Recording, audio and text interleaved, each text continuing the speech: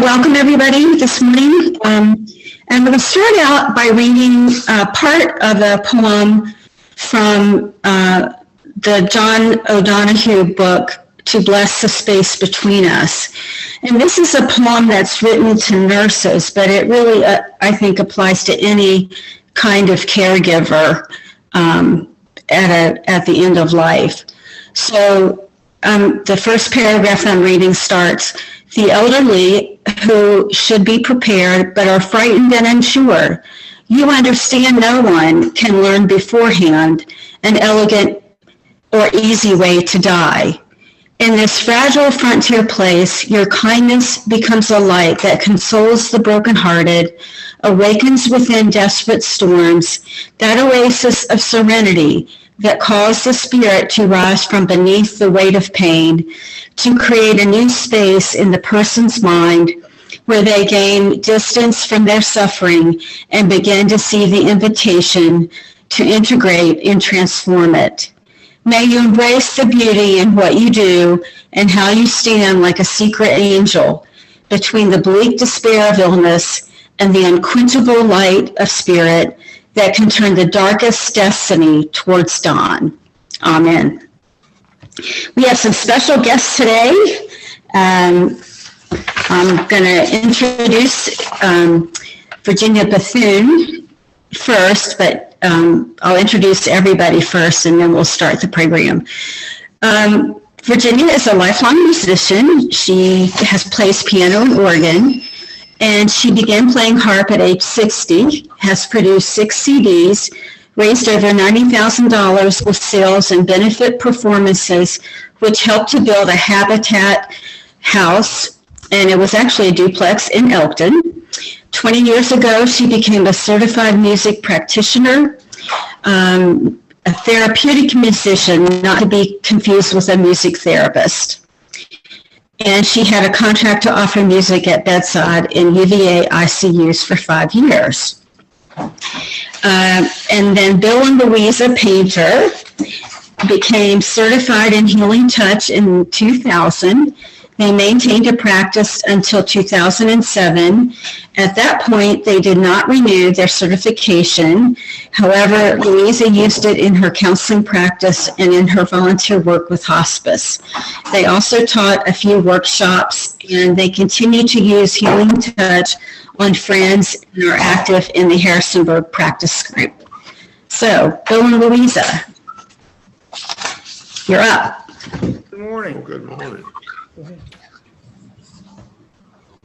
I'd like to open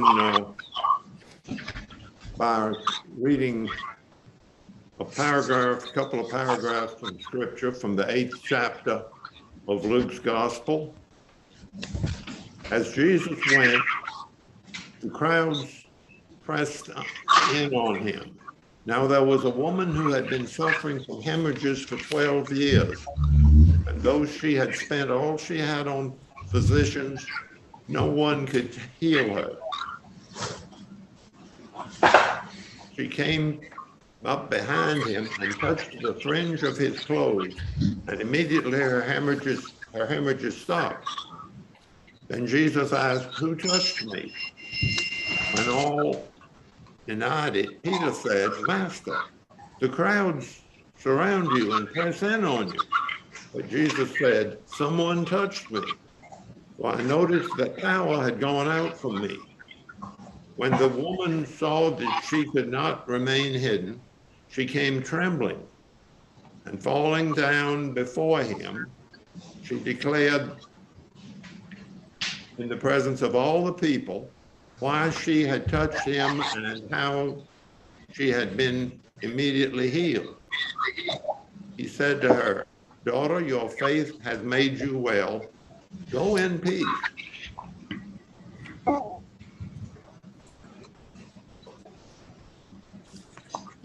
Well, healing touch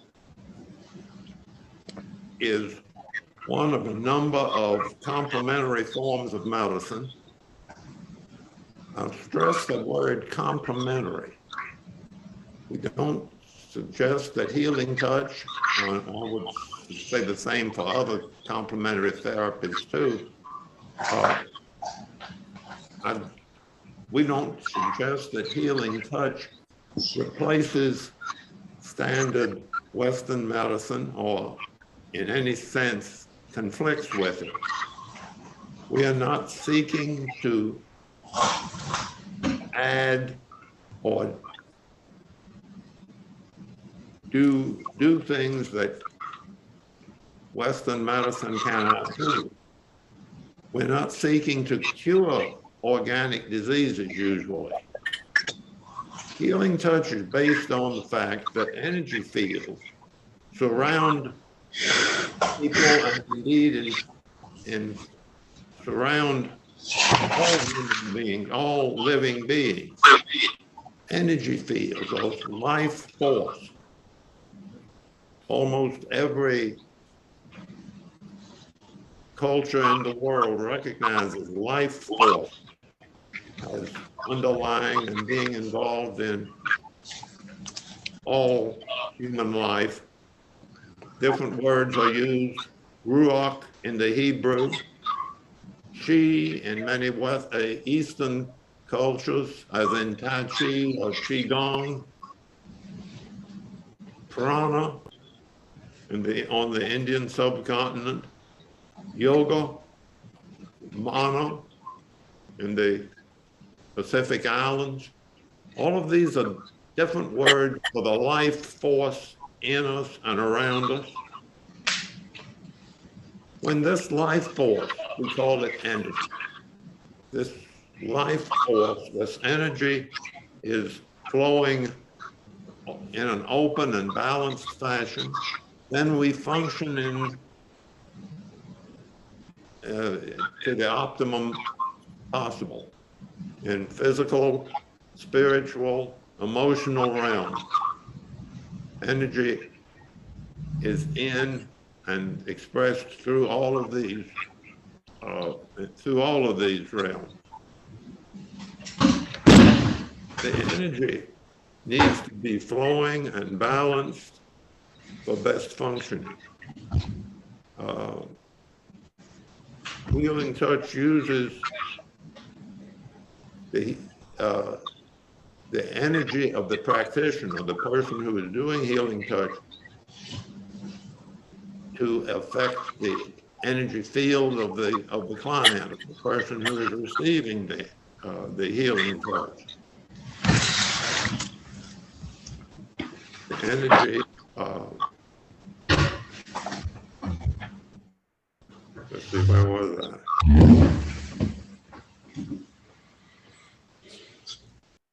When I'm doing healing touch on you, my energy field is basically interacting with your energy field. Now, the energy field is expressed or operates through a number of energy centers in the body. There are 7 major ones down the center line of the body. I'm not going to go into the details about them this morning, but they're there. These are known as chakras. Chakras, it's a word from the Sanskrit, but that's nothing but the term for the energy centers. The typical healing touch practitioner, or the typical healing touch technique, involves using the energy center in the practitioner's hand to influence, touch, open up the energies of the recipient. Let's see. Healing touch is done off the body. Yeah. The healing touch is, despite its name, doesn't involve touch at all in many cases. It's not invasive. It, in fact, especially we're talking about people near the end of life in a very fragile state, healing touch probably most of the time with such a client involves no physical touch at all. It's been called that healing touch is a way to massage the person's energy field. Well, so what can healing touch do for somebody coming up to the end of life and in the dying process? Well, several techniques, several possible benefits from healing touch.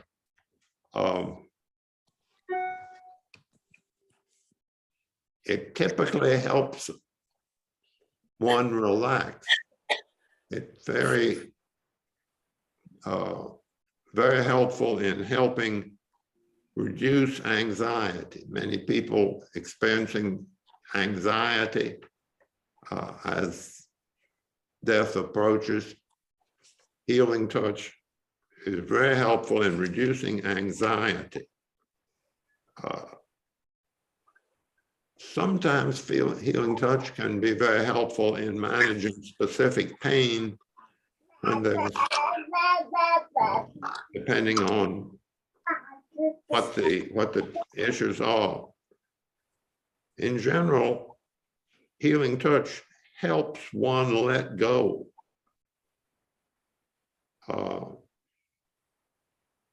It helps one prepare to make serious transitions. Of course, death itself is perhaps the most major transition, but that's not the only time that we face transitions in life, and therefore healing touch is helpful anytime that people face a need for relaxation, for easing of anxiety. Often the caregivers may benefit from healing touch in much the same way that the person who is in the dying process can stand to benefit from it. So if you are being a caretaker for a loved one who is coming to the end of life, you yourself could very well benefit from healing touch, and we have used it that way on a number of people. Okay, you're out of time. Okay, I'm out of time, I'm Yeah. told. So I'm about to pass it over to Louisa. One of the things that as a practitioner you have to do to be able to do healing touch, you have to be centered. And in that process, you set your intention that whatever you do will be for the benefit of the patient or the client. And that you will let go of outcomes. I like to say that what I am using is God's energy. It's not just totally my energy involved in this. Elly had asked me to share some stories about my work with hospice. When I used this, Bill spoke about anxiety, and I had a patient, a gentleman in a facility who was doing the typical things of tearing at his clothes and doing a lot of verbalization of screaming and yelling. We have a protocol for those in the active process of dying. And in doing that protocol, as I was doing it, I observed that he calmed and he stayed calm. By the time I had finished, and it doesn't take a long time anyway, but by the time I had finished, he was asleep.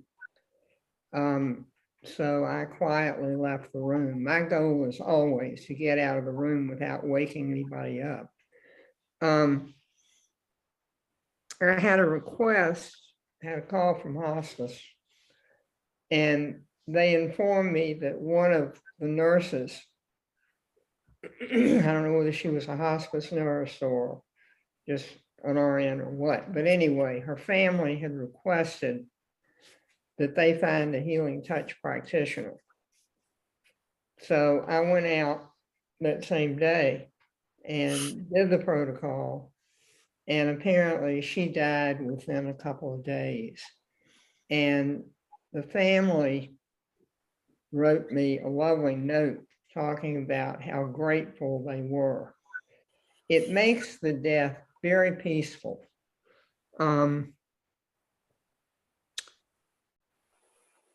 This is not really my story. This is the story of one of the nurses that used to work out at Sunnyside, who was a healing touch practitioner. When my mother was in healthcare, having had a stroke and she had Parkinson's, we were gone Thanksgiving weekend, and they called us as we were on our way home saying that she was very near death.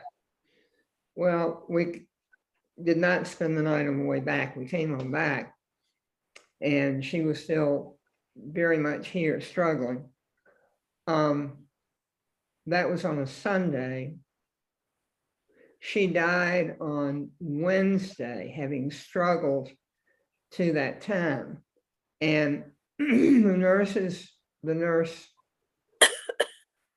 called me and told me what had happened.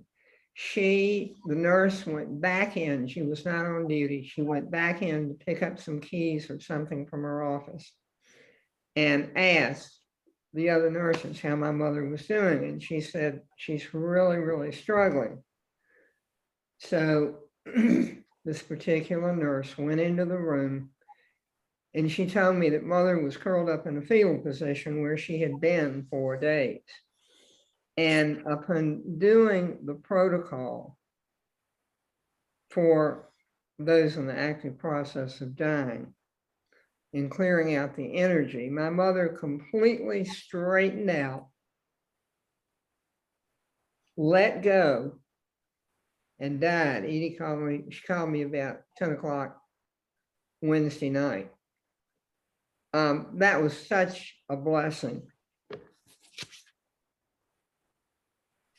The other case, not a case really, this was a close friend out here at Sunnyside who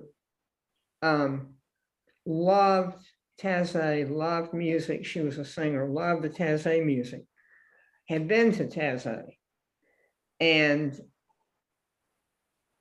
I did some healing touch on her to help her release and to let go. I mean, she was definitely ready to leave from what the nurses had told me and from what I knew about death rattles and so forth. And what I did was played some of the Taizé music. One of the most joyful pieces that I knew she particularly liked. And so with that, she left. So it was a very interesting, I mean, the sense I had in the room was that of her actually leaving. And I'm going to turn it over to Virginia, because Virginia, that was a long time before I had known about music therapy at all. Not music therapy, but music in terms of death and dying. So I did it wrong. But anyway, it helped. So. Okay. So I'm on now? Yes. Okay. Thank you, Bill and Louisa, for introducing this particular approach to helping people at the end of life and tapping into such normal and natural ways to be healed. I will just say again, I don't know, let's see, can you see this? Yes. I think Elly said, I'm not a music therapist, okay, but I am, let's see if I am a therapeutic musician. I'm I'm sure most of you would know, if you think about it, that any therapist will have at least a 4-year degree in that field. I have no music degree. My 4-year degree was in philosophy, so it's way away from being anything like a music therapist. But I am a therapeutic musician, and what our goal is to use acoustical instruments like the harp, stringed instruments like the cello, sometimes flute, I guess, guitar, and some people use piano, some of these weighted key piano set of keyboards. But our goal is to use the music to meet the needs of the patient. Any therapist is going to be totally goal oriented, as in any speech therapist, any physical therapist, any music therapist starts out with assessing a patient's condition and designing some goal to reach to relieve the situation. But we, as I say, use acoustical instruments and we tap into the vibration and resonance that is released from these instruments. This was a whole new understanding for me to realize the benefits of vibration and resonance from acoustical instruments. So what we do as therapeutic musicians is to meet, match, and move our rhythm, our harmony, and our melody and I'll just say, I think Elly did mention that I had the privilege for 5 years of a contract at UVA Hospital, where, if you can believe this, I walked into an ICU with my harp to play at the bedside. That was early on in my career, and I almost always had to pinch myself thinking, can I really do this? And so most often we were, we observed the patient and probably had the most success with helping to relieve pain and helping to relieve insomnia by the vibration and resonance of our music.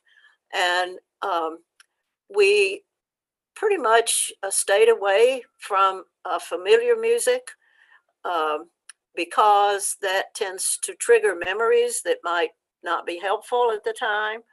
The only time we would use or choose familiar music intentionally would be playing for folks with Alzheimer's, or trying to connect with them on some part of their life, where they sang or the new nursery rhymes or Christmas carols or something. But mostly our music tends to be improv. And I do remember 2 instances when I was playing in the medical surgical ICU at UVA. I was playing for one patient, and the staff member came by and he said, "Could you come next and play Amazing Grace for this patient?" I didn't have time to explain why I couldn't do that, but I said, "No, I'm sorry, I can't do that." And so after I finished my shift, I went to explain to him why I could not do that. The reason was that all of these cubicles were open to the others. So it meant that if I played Amazing Grace for this one patient, everyone on the unit would hear that. And there would probably be lots of patients and some staff who would not want to hear Amazing Grace. So that's why I said that was my immediate answer to him. So after my shift, I went back and explained to him that if I had been isolated in the patient's room and could understand from his family that yes, he or she would want to hear Amazing Grace, which is not always the case. So that's why I explained to you, I could probably play it all over the harp in several different keys, but that wasn't the issue. It was the suitability of playing that where other people might hear it. Another instance that I had on the same unit at another time was one of the staff came to me and said, "Oh, we have a lady here, a patient who plays the harp." I said, "Would you go and ask her if she would like to hear the harp music?" Which he did, and came back and said, no, she did not want to hear it. I had a feeling she might not, since she was in a situation where she wasn't able to do that. She didn't want to hear somebody else doing something that she wasn't able to do. I'll also hold up this dollar bill and say that we had one of our instructors who came from California. For a number of years, I had hosted the classes here at Sunnyside for people to become certified music practitioners. And at that point, we had students and instructors coming from all over the country, in Texas, California, New England, Florida, North Carolina. And we eventually graduated 15 certified music practitioners from the classes that we had here at Sunnyside. So, but this one instructor told us, she said, as I say, this was 20 years ago, almost. And she said she had a granddaughter who was born the size of a dollar bill. Size of a dollar bill, a baby. And so she, Eileen, the harpist, pled with the staff in the neonatal unit to let her play the harp in the nursery, which they balked at letting her do that originally. And then she kept after them. And what they found was that the alarms in the incubators went off less frequently when she was playing the harp. Just the effect of the acoustical sound and vibration and resonance like that. Let's see. So, as I say, probably our most effective application of therapeutic music is to help relieve pain and insomnia. I will say, as I played for Dick the morning he died, and I had my harp over in his room that week, and so I played Danny Boy as he died, and it was a beautiful day in late May, and it was a beautiful transition, and it meant a lot to me, and I think the staff as well. I'll just say that we have about 8 certified musicians, mostly harp players, in this valley and over in Charlottesville. And we're involved in some of you know this already, but we're involved in a very exciting process. There is a fund in every state called the Civil Monetary Penalties Fund, which is where, whenever a facility such as Sunnyside or VMRC or Bridgewater is fined for substandard care, these penalty funds are deposited in this particular state fund, which I said every state in the country has this fund. So about 3 years ago, when I was watching an international Zoom conference of our Music for Healing organization, I heard a colleague from Wilmington, North Carolina, say that she had applied to this fund. And so I have heard from her since then. It's pretty unbelievable. She received a $400,000 grant for 3 years to pay therapeutic musicians in the eastern North Carolina area around Wilmington. And so based on her experience, we worked together with 3 musicians here in Harrisonburg. One is David Stringham, who's a music professor at JMU, and then 2 of our musicians who are both harpists, Carol Grove, who writes grants for Mary Baldwin, and Elizabeth Fanning in Charlottesville, who writes grants for UVA. So they scurried around and submitted a similar grant for us to hopefully receive this amount. It's a non-renewable 3-year grant that helps in a number of ways. One is to pay for tuition for new musicians or new practitioners to be certified. And so we're really anticipating this grant in a big way.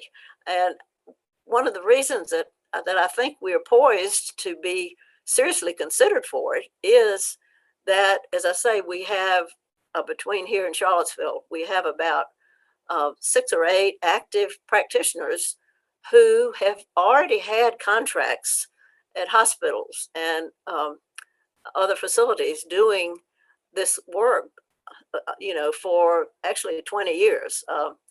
And in Harrisonburg at RMH, Ed and I had a contract at RMH for 10 years until COVID struck. We played for behavioral health patients twice a week in different locations there for RMH. And then our youngest practitioner is an interesting young man in his 20s who has had a contract here at Sunnyside and also at RMH. And he has such a wonderful rapport with especially older people. He grew up with 3 other generations in his family, and he's just so at home with folks, and he tends to prefer to improvise. And I tell him, now, Daniel, you've got to have a few familiar songs for these older people. They want to hear things that they grew up with, and so we have a good time getting together with all of that. Let me see if there's anything else I wanted to mention. Oh, the last thing I'll mention is that we had an inquiry last fall, just before we were shut out again by COVID. We had an inquiry from a writer for National Geographic magazine who wanted to come to Sunnyside with a photographer and film musicians playing at the bedside. And in the meantime, we had a very successful virtual practicum with that is the 5th module in our training to be a therapeutic musician. And so this was the first virtual practicum I'd had anything to do with, but we had 4 musicians from across the country who played. Actually, they played for patients on the floor where Dick was, so I knew most of those patients, and I could see how they reacted to the different choices of repertoire that the musicians played and the interaction. The staff was so kind to supervise the iPads or whatever the technology was to make this happen for these folks in healthcare. And so I think we're on the cusp of something very exciting for our organization to have it be more understood by the public and more acceptable and more welcomed. We have, as I said, we have had musicians play here, not a whole lot at Sunnyside, but we had contracts at VMRC, and then I played over at Bridgewater Retirement Community for 5 or more years over there as well. And so we just appreciate the interest and the support and the understanding of what it is we do as therapeutic musicians. Over and out. Thank you, Elly.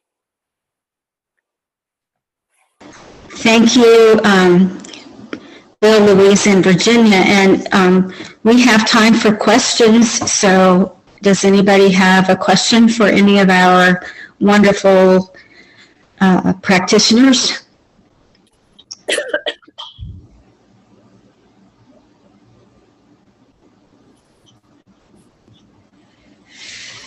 Go ahead.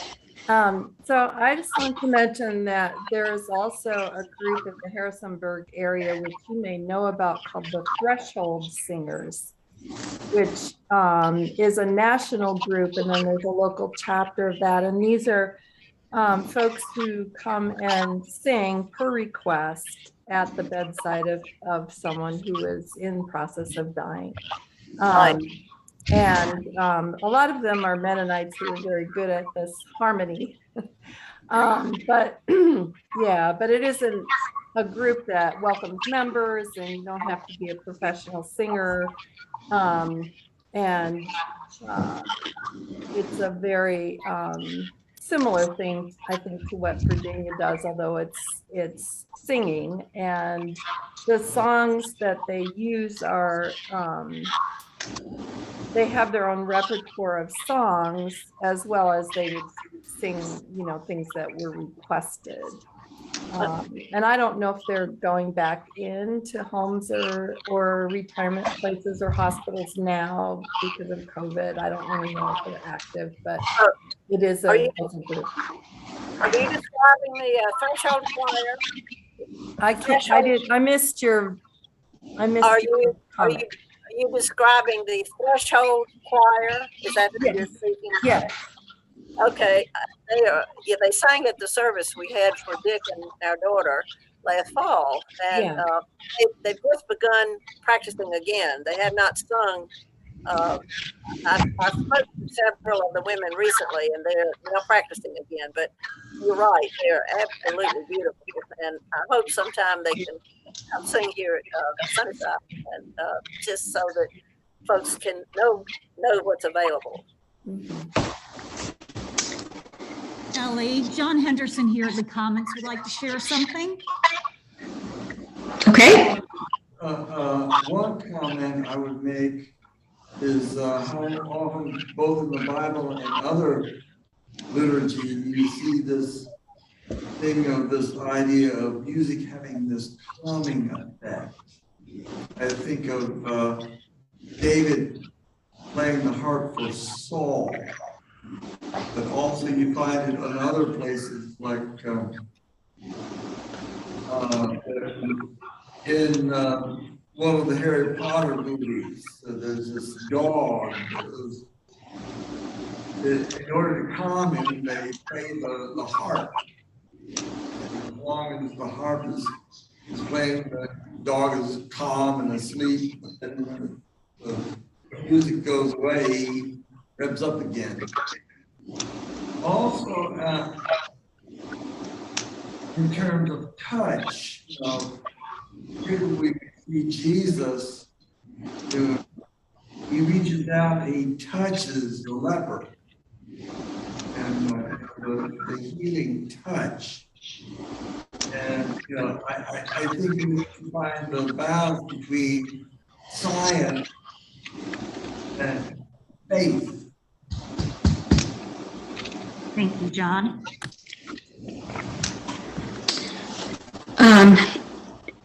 I would be interested in knowing how a family would learn about these services, that are available, whether it's with you personally or with others who do the same work that you do. Bill, you have to unmute yourself. Were you speaking to me? I couldn't understand you. Both of you, if a family needs a service like that or request it, how do they go about getting it? They just call me or contact me. Okay, am I on the air now? Yes. Okay, yeah,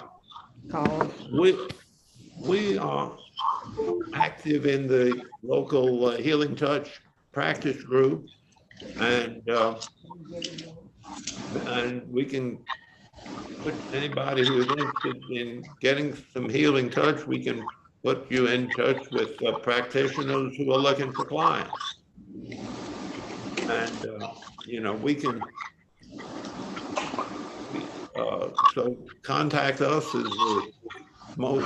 that's Louisa and me, and hey, we know several people who are qualified and Actually, an instructor. yeah, actually quite good at this and would be glad to be in touch with you. Yeah, go ahead, Patty. Unmute yourself. Yeah. Thanks for all of this. And I just have to say that recordings have been really helpful for those of us who can't always get someone live. Like Virginia, I do not have anyone I can play now because I don't have a CD player, but that's another option too. And now I haven't done it necessarily when someone's passing, when they're dying, but I've used it just when I've been playing meditations for my yoga and one of my grandkids will be around. They find it so relaxing. They're like, can we listen to that again? It's like, well, okay, yeah. So Right. there are other ways, and but it's also nice to know that we could actually get someone to come in if we plan ahead. Yeah. I'd make a comment that very frequently when we had an office for doing healing touch, we frequently had music playing in the background. I always do. And they're all CDs specifically for going with healing touch, although much of the so-called new age music that may be secular in origin is nonetheless quite effective. And we've used Virginia's harp. Yeah. Yeah, I think Beverly has a question. Yeah, I think this is fantastic. Can you hear me? Yes. Okay, I really think this is fantastic. I knew a little bit about it. It would seem to me, well, one question. Does the Sunnyside healthcare and the Sunnyside medical profession, there's something going on. It sounds like water or something. There's been interference. I don't know whether Somebody's not muted. no, it's not music. Anyway, does the Sunnyside Healthcare facility know about these two services?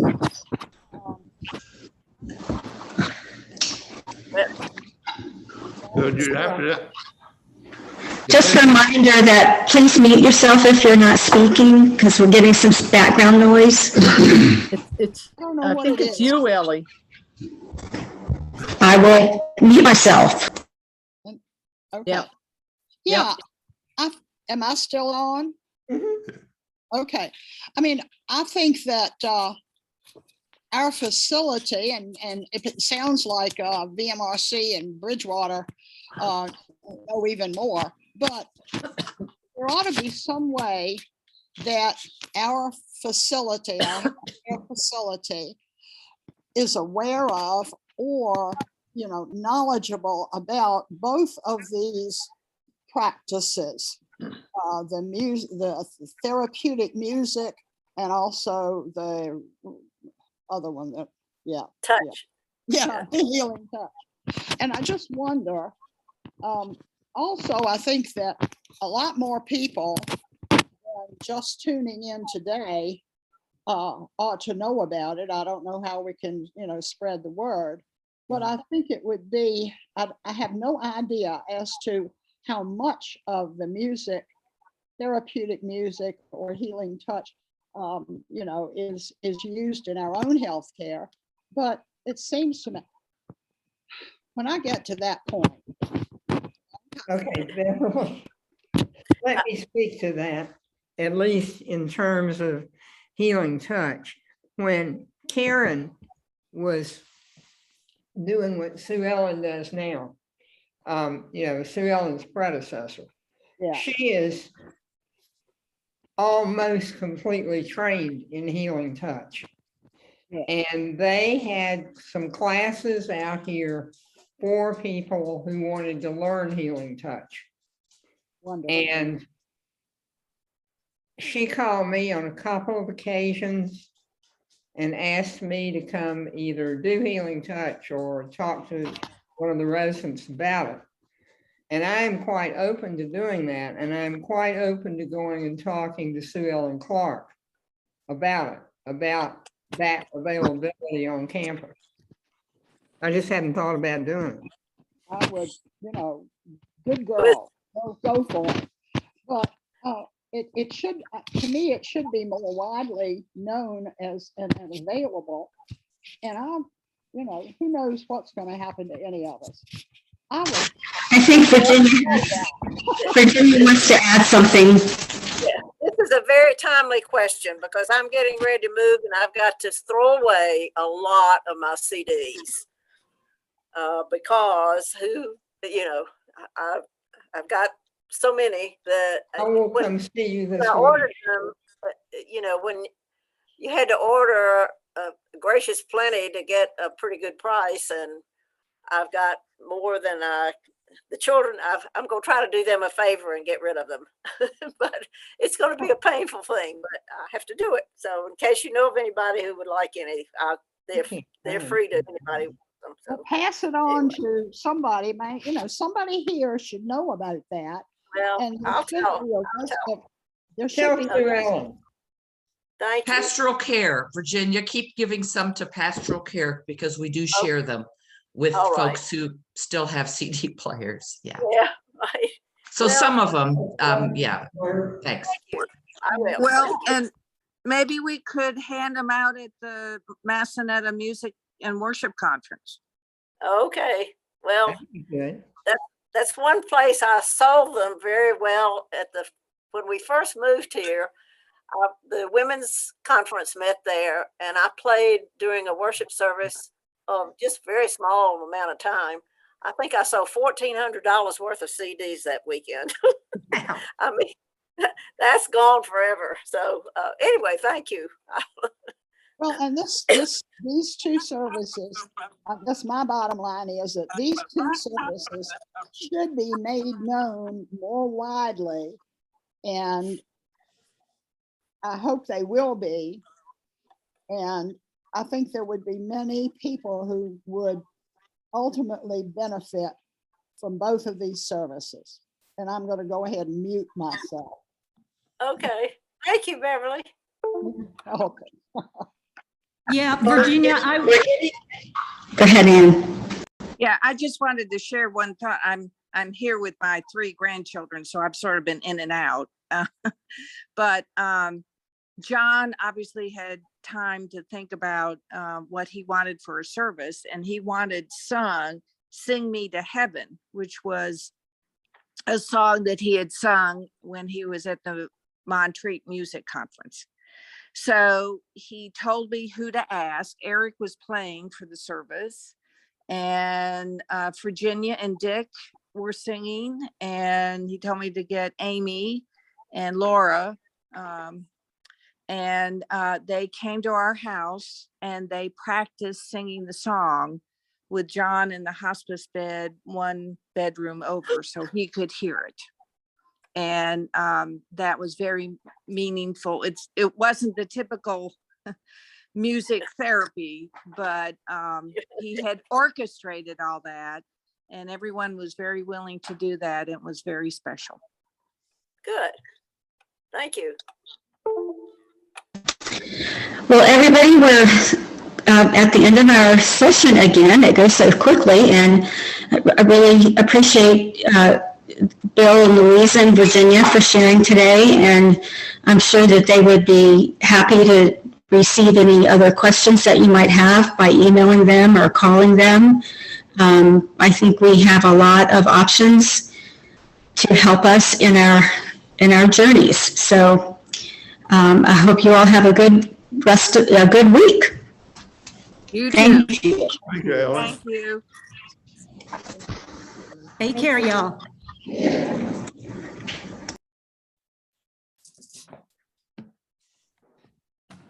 How do I Oh, you're turn this? welcome. Well, I think the idea of having a therapy